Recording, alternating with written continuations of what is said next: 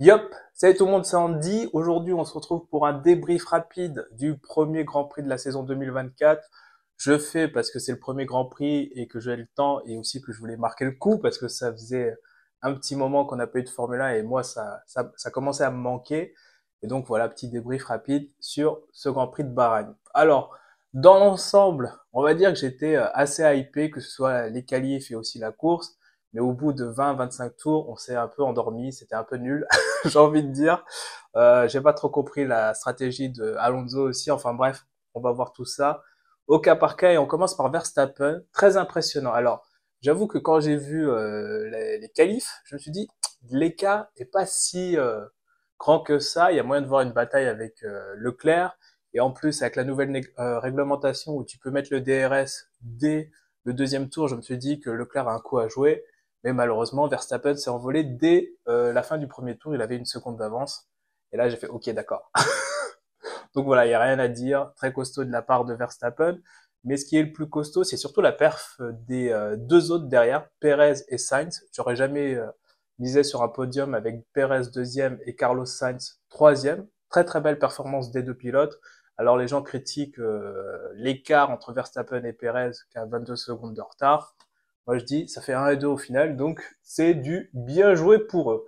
Sainz très costaud. D'ailleurs, j'avoue que moi, ça m'attriste un petit peu que ce soit lui qui quitte Ferrari, même si j'aime beaucoup Charles Leclerc. Mais je trouve que le duo Sainz et Leclerc, c'est quand même un duo qui est très complémentaire parce que c'est deux pilotes au style complètement différent. Donc, on va voir ce que ça va donner l'année prochaine.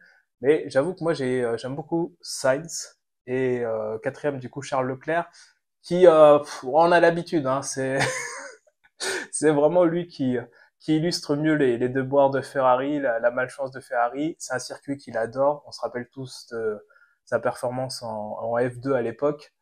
La vidéo avait fait un buzz monumental. Mais ouais, son attitude en presse, sa com et tout, j'ai l'impression que c'est un peu l'enfant gâté, tu vois ce que je veux dire? Et de se plaindre tout le temps, alors que Sainz, il m'a l'air un peu plus pro, mais bon, après c'est une question de personnalité. Dans le pilotage, il n'y a rien à dire, la Ferrari avait des problèmes. Donc moi, fan de Ferrari 3 et 4, je prends et je me dis, on va voir au prochain Grand Prix, Arabie Saoudite. 5, Russell, excellent. Franchement, très très belle course et même en termes d'écart, là, à la fin, ça se voit pas trop, mais durant la course, il y avait à un moment donné 15 secondes, je pense, d'écart entre lui et Hamilton. Pareil en qualif, il a terminé devant. Très très belle course de Russell. Alors il a un peu expliqué que c'était une histoire de surchauffe et tout. Ils avaient mal géré ça et du coup c'est pour ça qu'il a galéré en fin de course. Mais Russell, il n'y a rien à dire. Très très belle course. Sixième Norris et Piastri, on va mettre 6 et 8. Bah eux c'est un peu Berger et Alesi.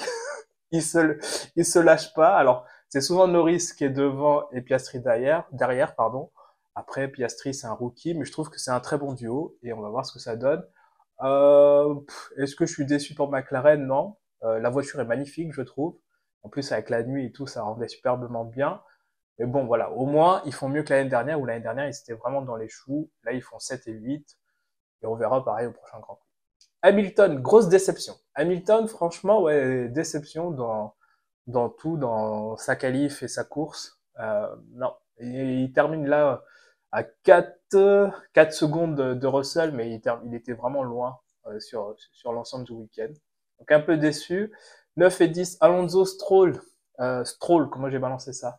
Alonso, alors, j'ai pas trop compris leur stratégie chez Aston Martin, que ce soit en qualif ou en course, parce qu'en qualif, désolé, je regarde là, c'est vrai que mon écran est là. En qualif, ils font qu'un seul tour. J'ai pas trop compris. Et en course, j'ai pas trop vu l'écart en fait lorsqu'il décide de rester en piste. Mais j'aurais bien aimé qu'il ait une stratégie normale pour avoir une meilleure lisibilité et voir la performance de l'Aston Martin d'Alonso par rapport au McLaren. Ça aurait été intéressant. Là, en termes de lecture, peut-être que c'est fait pour brouiller les cartes, ou peut-être ils se sont dit de toute façon, quoi qu'on fasse, on va terminer neuvième.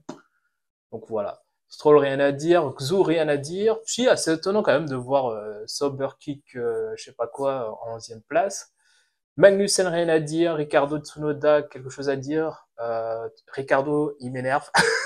Je suis pas fan de Tsunoda, mais de voir que Tsunoda, à la régulière, en qualif, il termine devant Ricardo.